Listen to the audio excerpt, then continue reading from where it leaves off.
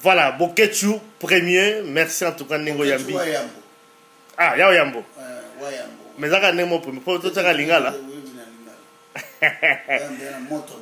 Bokechu Yambo, effectivement les autres pas na yo awa, tu es goluga yo. Vous avez bien accompagné na yeso, je crois que vous allez ba combattant au bataillon Sobayebi, Bokechu Zali, une des figures emblématiques qui a résistance à Wanakati ya Poto, na Belgique en particulier. Et aussi artistes et musiciens, puisque je crois qu'Aspire on a parfois Batumingi, Babos en Arabe, vous allez artistes et musiciens, au titre d'ailleurs que l'obimisa album na yo oyo. Libération. Donc on l'a tout à l'heure dans la émission d'Abisso Adelo. Alors d'abord Mbote Bokechu, ça fait quand même longtemps qu'on a les amis de Wechi. Sentiment dans les années. Ouais, merci mille papa Ali Miawechi. Na kati ya site ya télévision ya Bana Wechi. Donc ngai na sepeli mingi koya awa na résidence na eza na ngolu na oteme na ngolu ya Nzambe. Ça fait longtemps, ça fait 2 ans depuis la propagande zalaka ya préparation ya makambo ya le président Eli Etienne Tshisekedi, ça fait longtemps. Le lo yi awa do basango ebele ya kolobeli parce que omoni biso to nga koloba soki l'événement ezali. Kogo sala te ke événement ezate bamona kwa internet oloboka mona moke te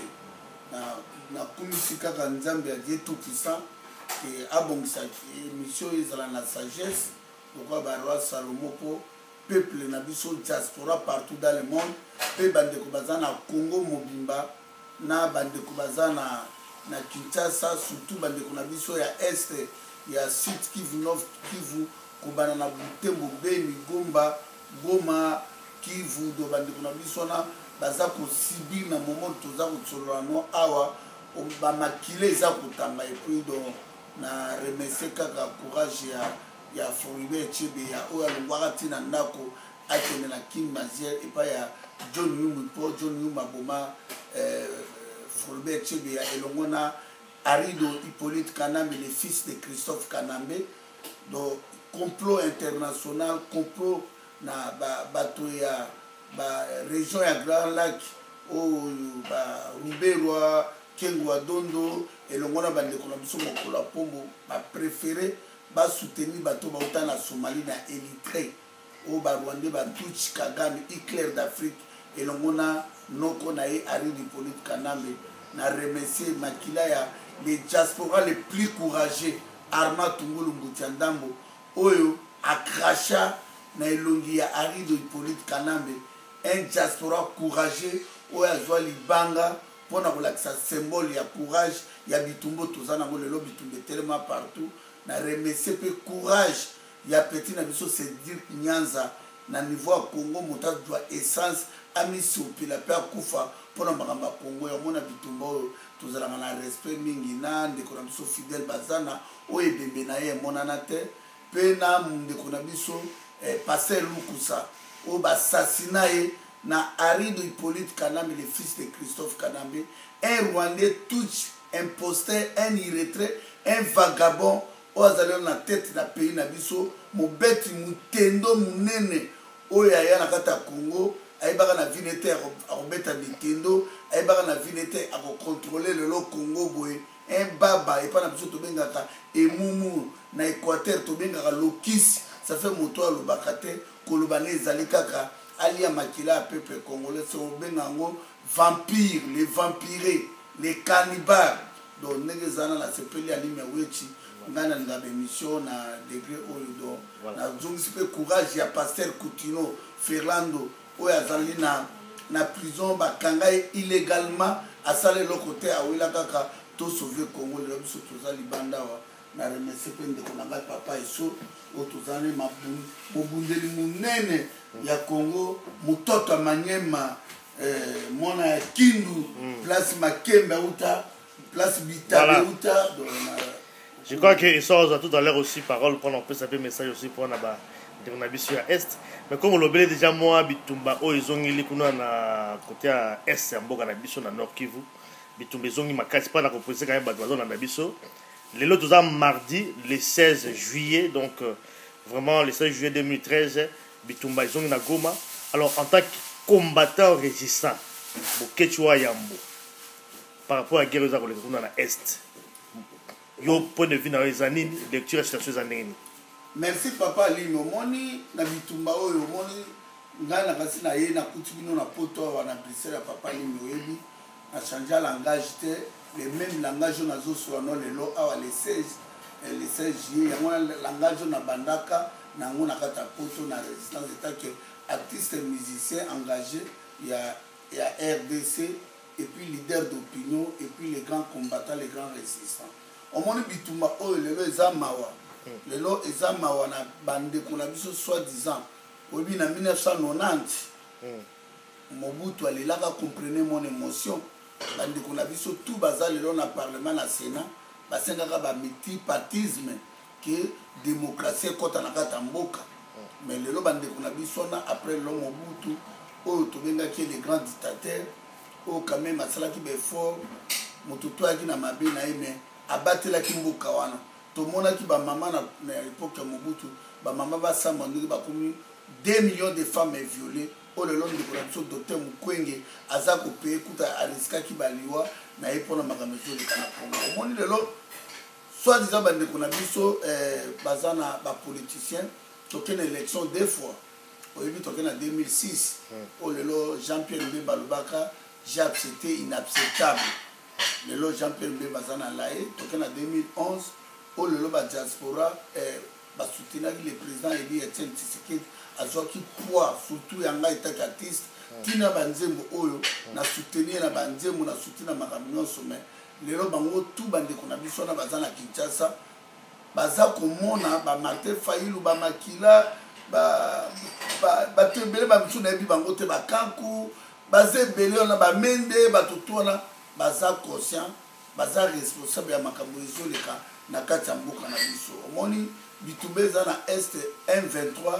na landaki même général moko azalaki soi-disant chef d'état-major ya Kagame alobi Bosco Tanganda azali officier armée rwandaise kunda bato baza ba rwandais de lelo complot na M23 ezali ya ba rwandais ezali soutenir par Ari Hippolyte Kanambe o ba créer pour bamibisaka ba matière première na biso kuna mpona kosoutenir ba multinationale lelo toza Kagame azana même na Museveni bazana kosoutenir armée rwandaise oyo bengi M23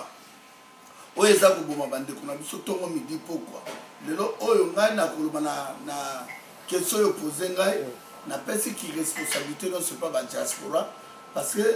nde tolobaki kaka bandeko na biso na Kinshasa baza na libulu tomoni ndenge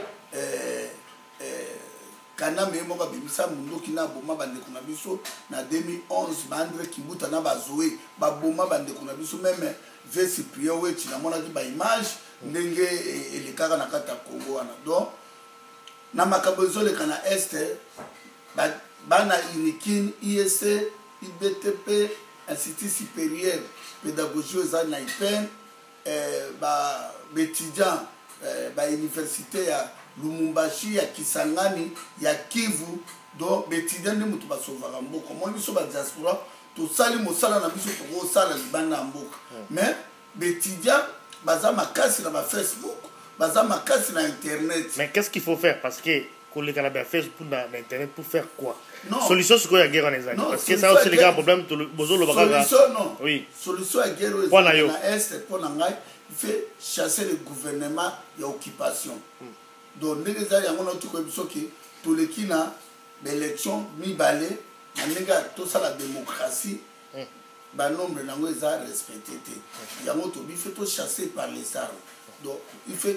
tout ça na bandeko na biso o balataka chassé par les armes. Voilà. Faut munduki kaka. Minduki kaka. Ya bana mboka po. Oui. Depuis Kanamba za na pouvoir do ba oyo ba beta biso zakaka M23 ou bien yemoko bo par exemple obi masaka bujadi Congo yemoko salaki na tamu ministre Kalume azala ministre intérieur donc ndenge zali awa na niveau to komi et diaspora partout dans le monde na bande ko la biso militaire il faut pas s'organiser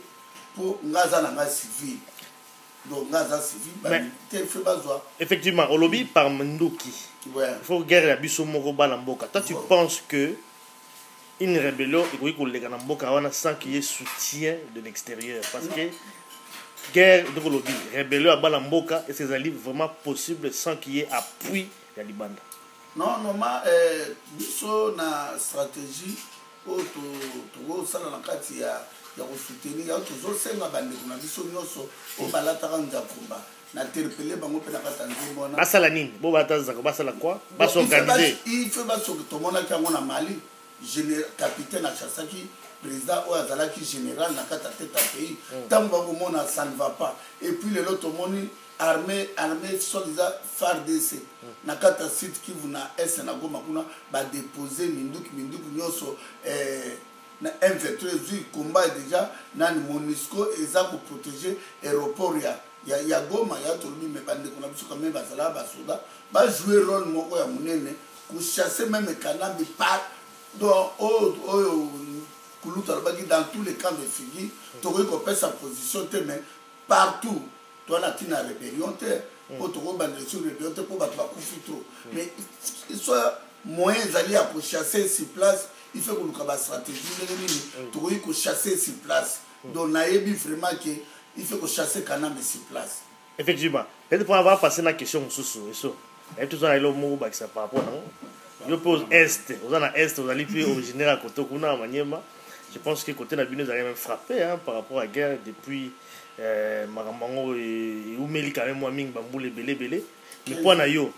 mutuza mutu ba côté kuna je pense que vous avez information quand même beaucoup plus oui uta kuna sur place et là yo yebi par rapport à guerre bon et là on a koloba pona makambo ezo les kuna eza elo ba sikate eza elo ba sikate pona ba Congolais à moins que bato Kanambe nde bazomona ngo que eza guerre moko eza rébellion bien non biso neti ba Congolais nyonso baza éveillé nyonso ba Congolais nyonso eza gère gouvernement eza gère ya gouvernement est-ce que dans le bagage ya gouvernement parce que bon ngazo lo bagage pour la soupe bazo landa biso bato M23 bango pe bazo bunda pe contre le gouvernement il faut pas bengana pe Kabila bazo senga également aussi démission na quelque part surtout qui ba préoccupation na bango mais comment se fait-il que le gouvernement yango moko est monté rébellion mais rébellion ça la rébellion contre le gouvernement vous ne comprenez pas on est dans le gouvernement je pense que le gouvernement il y a présence ya Congolais na kati ya gouvernement oyo bazo yeba ilo côté zoleka mais tandis que tête oyo aza malhonnête to baki biso na mutu ya mboka aza rwandais ayebi makambo zo sala ayebi ke eza na metteur en scène oyo asi atia déjà ba scène tout donc ça veut dire Kanambe azo sala rôle na ye ya ko trahir ya ko boma mboka parce que ko trahir so ka dai Congolais azo trahir mboka te aye ko boma mboka na biso ba Lambert Mende ba Bochab bani bazo trahir siko mboka na rôle au ba pesi bango ya ignorance sans que ba yebake baza ko exploiter bango M23 na Kanambe bazo sakana na soi-disant ningo zo lo ba gouvernement quand on dit gouvernement ils ensemble ya ba tunyo so baza en kati ya régime wana siko ba Congolais nde bazo sakana na bango entre état ba metteur en scène azana ye c'est Kagame noko ya Kanambe na M23 ba yi makambo bazo sala ta la preuve comment armer mobimba ekoki ko bwaka manduki kaka boye ba ennemi ba récupérer est-ce que c'est normal ça que armer même ceux qui boza 4 beaucoup replier mais pas bon déposer ça veut dire et ça na ba jeu oyo baza ko sala pour peuple na biso ba kufaka azo tinda bato kuna na est ya Congo pour basi c'est la biso ba militaire na biso ezate baza na makasi te baza na makasi mais baza vraiment trahi par ba généraux oyo ba infiltré ba côté biso attention les loba lo biso qui ba chef état major baza congolais mais chef d'état major a ça ba plan na e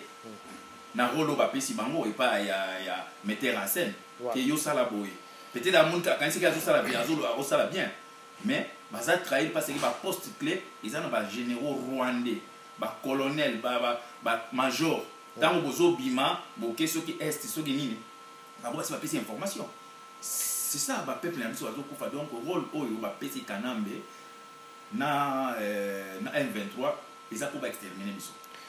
Voilà, je crois que les alliés débat, tout un débat, on va toujours en parler, toujours suivre vraiment guerre on a de près, on entend Ndeni Maramasuka. Mais Bokechu Wayambo, Tout à l'heure, on parlait sur diaspora. Ok, diaspora, c'est c'est vrai que les combattants à travers le monde, ça quand même Moussala Makassi, je pense que dans le Bélaron toujours, combat est un noble. Alors, par rapport à tout ça, Belgique, mais tout le monde en est. Moi, je suis un combattant Bokecho premier. Tout le monde a divisé comme Makassi. Côté coordination baboye yo pe na bioza côté ya bato bolinga ko to bilo coordination te mais to yoki lobby ba yiba luku na porter serment en tant que coordinateur côté yo baza pe na kana bango côté kuna ba komi ko kanela entre bino na bino Bokecho yambo combattant résistant ozo mona venir ya combat awa ndenge nini papa ligne ngala ko manobo mukolo avandi o avandi na kiti nenga avandi bo na bana mikio batelemi bazosekana na nazomona musika mokola mona musika puisque elo ni ngolo ba par rapport na nazoloba no par rapport ya makambo neti ezoleka na ngala basa mwa kote moko anatana mpona kotala makambo ya distraction to pas exam neti koya dialo aleka gouverneur en Équateur oui et pas na yokuna aleki et pas na biso place James Kabare na Ali Dipolite Kanam basala massacre. Mais lelo oyo Kanam a tenu plus de 14 chars de combat. Ils en ont 14 pour l'Équateur et puis à tenu côté il y a Guéménana Guadokuna. Mais dans l'état kuna na est ya Congo et ya Minduki ba chars de combat za kuna ya Monisco. Au moins que toute place toujours ba ki el moko ba congolais ba simé qui responsabilité na bango vis-à-vis à makamezo le kala Congo. État que depuis le 28 novembre 2011, Tina Lelo Kanam a bêti 2 ans yango. État que tous autres qui ezala ngai papa ligne, ezala papa et choses à la biso, tous a ko perdre bande qu'on a biso au jour au jour. Yango na lobi ki diaspora ngai nana eloko ya ko juger diaspora congolais te, ngai naza toujours ko boki la diaspora congolais ba frère parce que ata lelo batu bazolo balelo ke tala combat eza infité ngai na kolenga na makambo te po na yebi kombo ndenge ezali po soki lelo balobi ki exemple nde tolewa le 21 juillet exemple Kanamba koya okomona démonstration okomona te ke tolanda te o groupe okuna ezabo o groupe okuna ezabo donc okomona démonstration si base ya question tuninga ya vis-à-vis ya makambo ezoleka na Bruxelles nakasi nazalaki moto ya liboso mpo ngai makambo ya komba kombo nga na sala ngo 15 ans na se sacrifier vie na ngai pe naza ko peser lourd na kata bitumba o etake artiste musicien parce que na joie des rôles na sima ya Bokecho yango ya onde force na ngai ezali et puis naza conseiller ya bandeko na nga ba diaspora ke so na moni koto idée bazo sala eza bien te na pesa toujours conseil so na moni idée eza bien na kozala dedans na kata parce que biso tout là cause eza moko ngai na ebisaki bango carrément ngai naza ni contre ni pour bato bana vision na bango bamisu bandimi bakela na baélection on etali bango mais ngai nebisa bango kaki na kata combat na Belgique mokonzi azalaka te bakombata initi bosala charte soko osali charte na bari moke bana plateforme bana mikili boben bana Congo bana